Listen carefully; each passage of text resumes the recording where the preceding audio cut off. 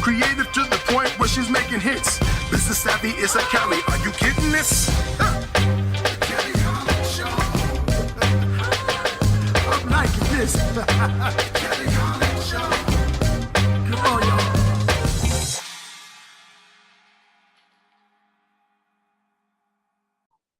Thank you so much for joining us today, and welcome to the Kelly Holland Show. I'm so excited to have this newly opportunity given unto me, and I'm so even more excited to share all of the lovely guests that come onto this platform. Today we have Mr. Jason Davis with us. Hello, sir.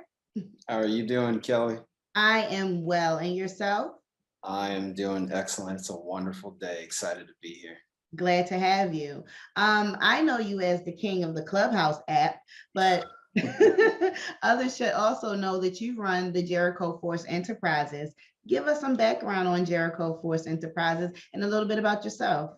Yeah, sure. So I started my business, Jericho Force Enterprises, back in 2017, and I started off doing one-on-one financial coaching with families and small business owners. And so I focus on, from a financial education perspective, a lot of people, they need those foundational pieces. A lot of people want to jump to the building wealth, but they don't have the foundation, and that's budgeting, saving, debt, and credit. You get those four, then it's a lot easier to get to, the fun stuff, Kelly, like real estate and the stock market. So I started off doing that. And then as I began to look at my data, I realized a lot of the people I was serving, they were small business owners. So I started to lean more deeply into that, and they would bring up other issues like leadership and management, things like that. So I morphed over time into just a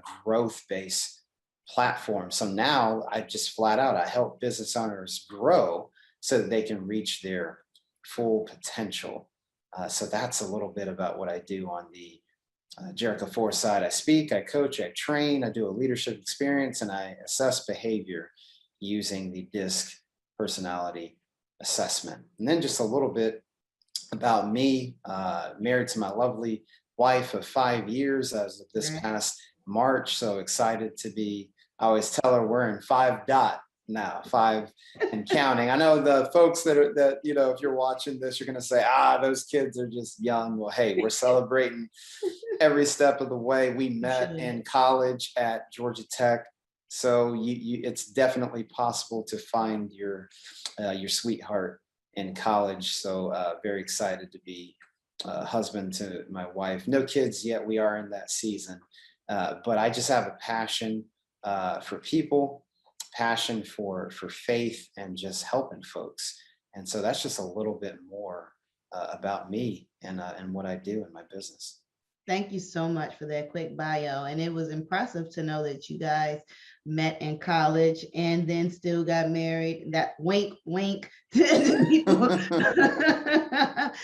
was priorities there. And so, there was, absolutely. I definitely understand that path. I too teach financial literacy. My main audience is youth and young adults. Of course, that's not a curriculum within their education, at least not in the public schools that I attended. And then when these young adults come out of school, they know that a job is needed. But just like you said, savings, debt management, being able to forecast your income and know no one's stealing from you, being able to save enough and only shop when you reach a certain goal instead of saying, I'm about to spend this whole check, and I'll get another one back. Girl, you're going to be broke for 3-4 days. I promise you spend that whole check. It ain't going to last. So, and that item you purchase is not worth it. We go through a lot of steps to finally reach their financial potential, especially young mothers and fathers, some in middle school, some in high school, that I have to transition into the reality of this world, which is, money, security, and healthy spending habits. So I'm glad we have that in common. What do you think today's youth is lacking that is pertinent for the new world? Oof, that is a loaded question, I Kelly. know you can go any way with it though. See how For lucky some, you are. I would say, and this is, the generations above them, we're partially to blame for this. I think because we live in an information age, there's Instagram, there's, Twitter, Facebook, and TikTok. There's all this info, and I feel like the kids kind of get lost in the middle of all that, and so I feel like it's purpose, right? I feel Mhm. like the kids need a sense of a fortitude, a foundation. And because society, like I said, and we don't help, you got to do this, you got to do that, you got to make a way, you got to be about your business, but they've got to understand who they are. And Correct. that comes from purpose, it comes from encouragement, it comes from telling them, hey, it doesn't matter the background you come from, the family you come from, you can do this thing. So I Mhm. think that's a big thing plaguing our kids today. And I have the luxury of speaking to kids in different capacities and whatnot. And that's what I really see is just we get so busy in this fast paced world. And I think our kids are, though they're more advanced in dealing with things younger, but we don't just allow kids to be kids anymore, right? With this amount of connectivity and you got to do something, you got to make something of yourself. And along the way, Kelly, what ends up happening is that child is still developing. And we can inadvertently think that, oh, the kids, they're going to be fine. She's going to be fine. He's going to be fine. But they got to know who they are. And so we've got to be intentional about encouraging them and telling them that, hey, you can do this. You've got a community of people around you that can do this, whether that's supporting you in your learning journey, your career. I can't tell you the number of stories, Kelly, where kids, they remember this stuff. They get to the young, college, young adult age, and they remember something negative that a teacher or a coach or a parent, even unfortunately, they remember that stuff and they take it to heart. And we can derail these kids for months and years to come. So, Kelly, I'd say that's a big thing for today's youth is we've got to help them have a sense of purpose and Correct. passion. Yeah. I can't agree with you more. Even in my personal life, I had to come to the realization that my daughter does not want to go to college. There's Mhm. nothing about her that wants to go into higher education. She'd rather go to trade school. She'd rather Mhm. join the FBI or some type of criminal catching association. Mhm. um, and I had to live with that. I come from education. I have a master's degree. They watched me go through it. My education didn't come until I was a full-grown adult with children. So they watched me go through it one degree at a time, AA, BS, MS. And I just knew my daughter was going to college. So we did all the research through careers, what schools could give her the information for that career. And she just came to me the other day like, Mom, can I just go to community college? I really don't know what I want to do. That was not a dig to me. That was her finding purpose within herself. That was her acknowledging that education is still important. That was her saying, I don't want to waste money. That was her saying, I've made my decision and I would like to be a liberal arts major for 2 years. And perhaps once I get all those gen ed creds out the way, I have a better idea of where I would like to spend my career. I didn't think that was the traditional answer, but I did applaud her because she said, I'm still going to achieve a goal, although I don't quite know all the ins and outs. And that's also important in our life when we set these goals. Many times we don't have the wherewithal. Many times we don't have the resources. Many times we don't have the network, but we have intuition, we have will, we have guidance. And if you're spiritual like me, you have the Lord on your side. And so within that prayer life, it's much easier for the things to come to you as long as you ask God for it. Father, please help me break into this area of business. Lord, give me the network that I need to move forward. Help me reach the resources that are important to get to the levels that you want me to reach. And at the same time, I still have no idea. So we're going on faith, right? And we're going on the confidence that we have within ourselves or within God.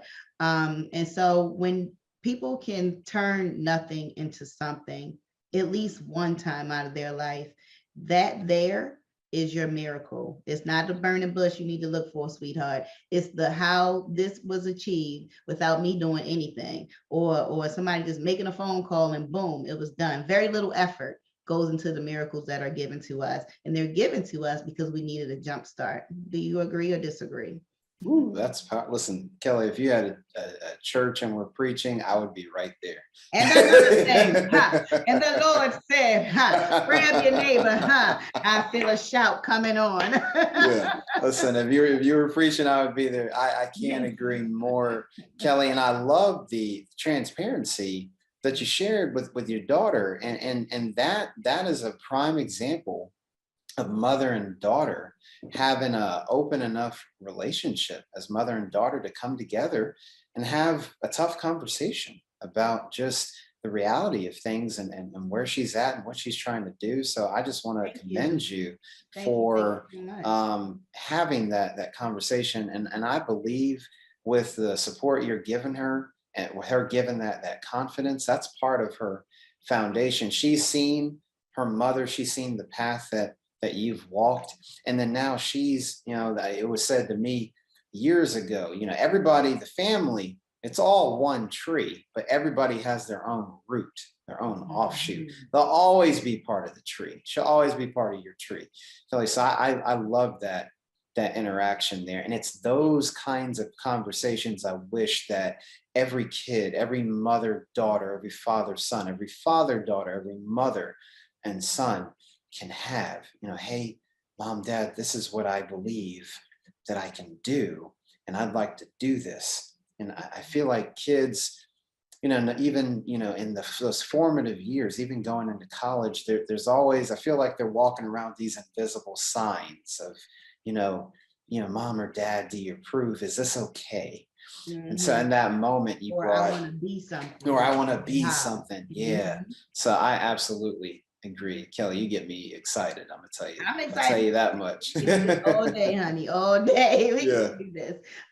And I would love to come on to your show when it's up and running, so we can continue on with the conversation.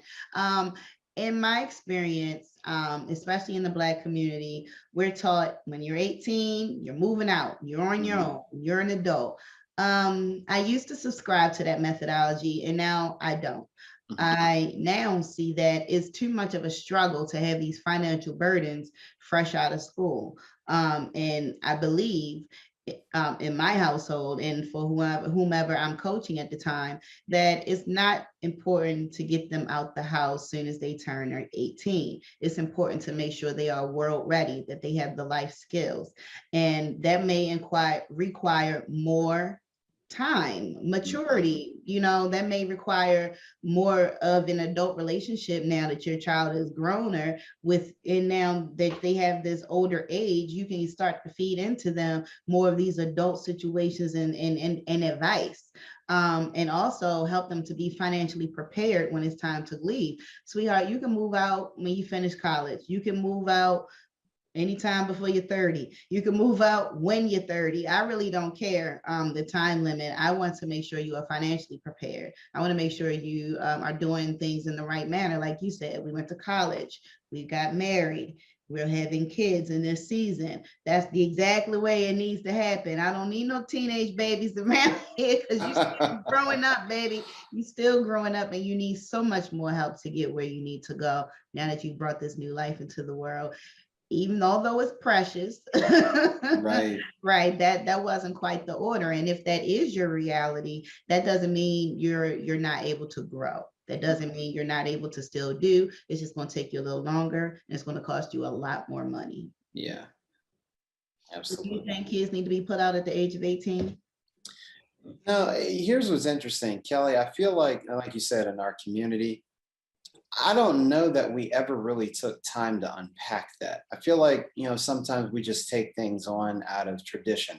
And I'm not knocking, maybe for certain people, they needed to at 18. But if you look at the world that we live in and the student loan crisis and whatnot, I'm a big believer it's always ever taken a village. And so I think it's important in the Black community to step back and say, okay, well, first of all, where did that come from?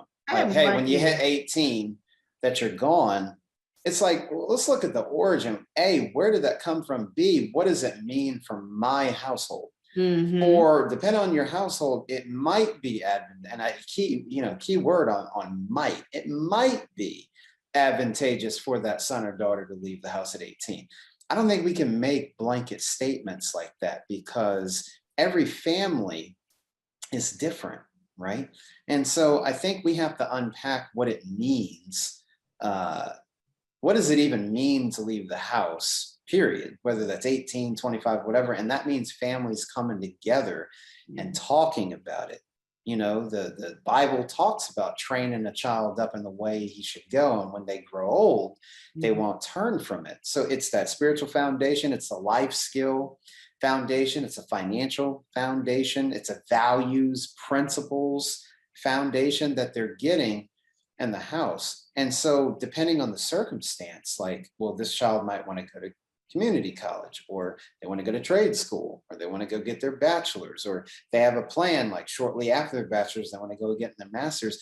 I think parents have to talk openly with their kids about it. It's okay to set goals. It's okay to change goals. It's okay to not initially know what you want to do. There are resources, and in talking things out, we can handle it together.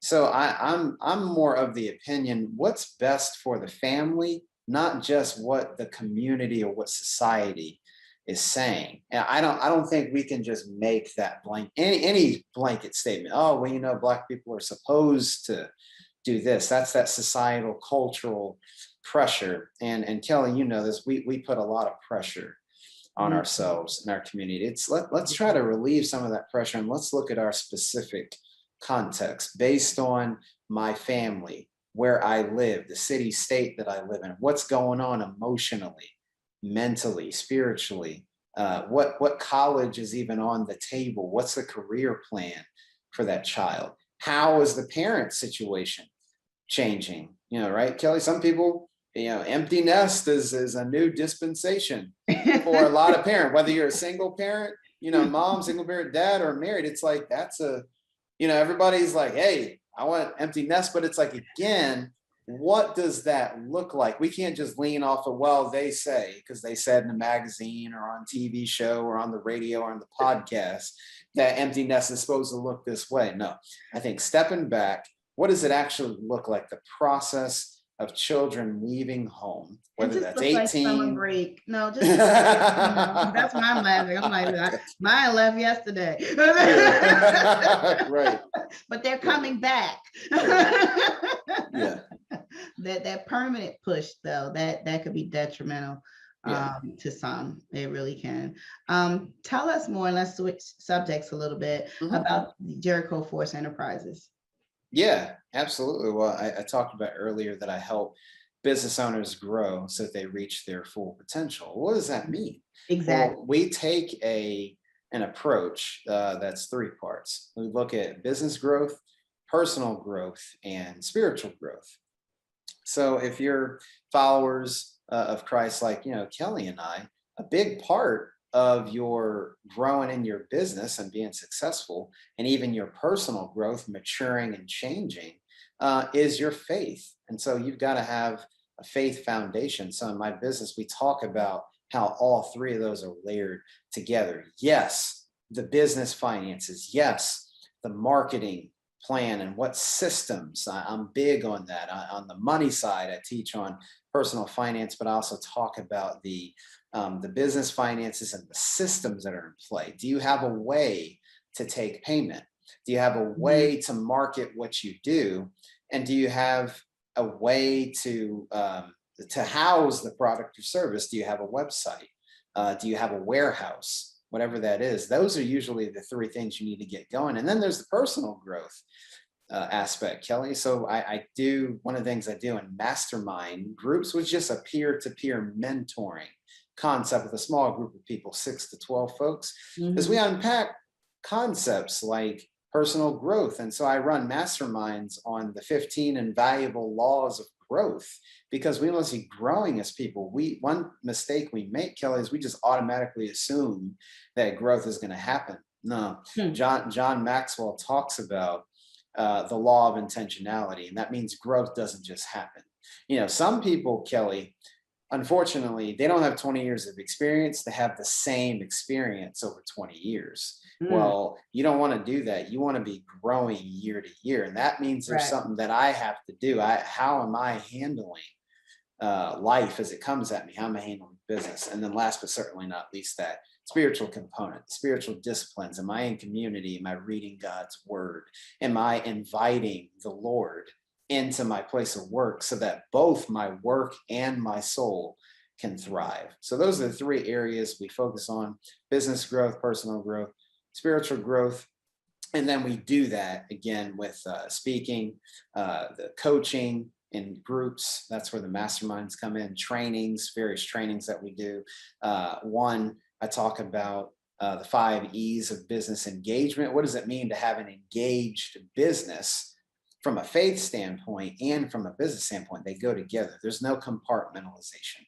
So we talk about that. And so that's what we focus on with speaking, coaching, training, a leadership experience, and assessing behavior. So Kelly, it's big self-awareness, right? You got to understand, in order to grow yourself, you got to know yourself.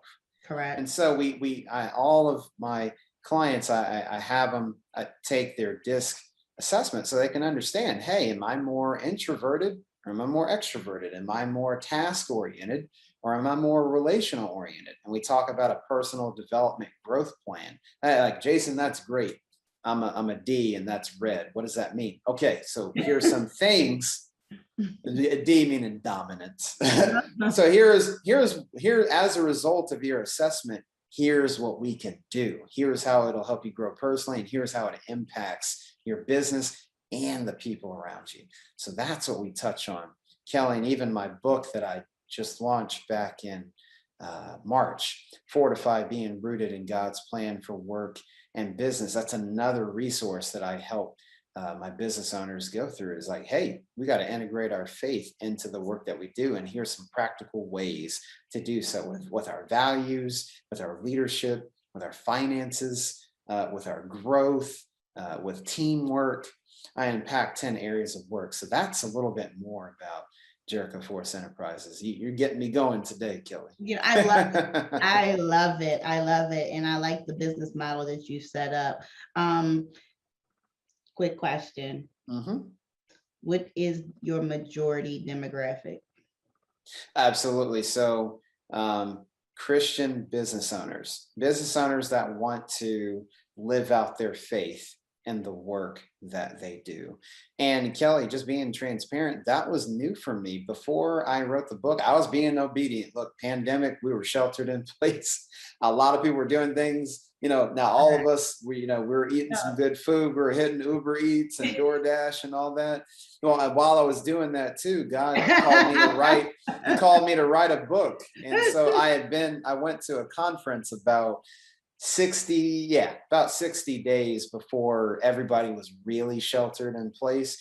And I was at a men's conference and God really spoke to me and said, Jason, this is what I want you to write concerning the business community and how to inject your faith into it. So it was a little bit of a pivot, because in 2017, I was just doing the one-on-one financial coaching, focusing on that budgeting, saving, debt, and credit.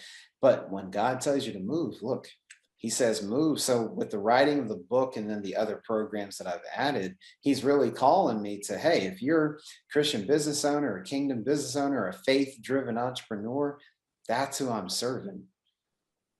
That's beautiful. Yeah. I like you, Jason. I like you too, Kelly. That's beautiful. I love to be around like-minded people. I love to hear their servant leadership. I love to hear the way you give back, and the good Lord has provided you an income from it for you and your family. And that's something out of nothing that I speak of all the time. Or reminds me of Tupac, the Rose from Concrete, like, how did that grow? Right. Right. And so, and just God's faith overall. Right. So with our affirmations, with our intentions, things definitely do work out. There is nothing that anybody has thought about long enough that has not come to, whether it been something negative or positive. It seems like we become our thoughts, and we execute one way or another. Would you be able to share with our audience, and I'm sure you are, how they could reach you, how they could get onto your platforms, any and all, and where your book is being sold as well? Absolutely. So my website, www.jerichoforce.com, like the walls of Jericho. So jerichoforce.com is my business website. You can email me at info@jerichoforce.com. I'm on Instagram at jason.n as in Nancy. So at jason.n.davis. I'm on Instagram. I'm always sharing, content, what God gives me, how to inject your faith into your business. So those are the primary ways you can reach out to me. And then Fortify, my book, Fortify, Being Rooted in God's Plan for Work and Business.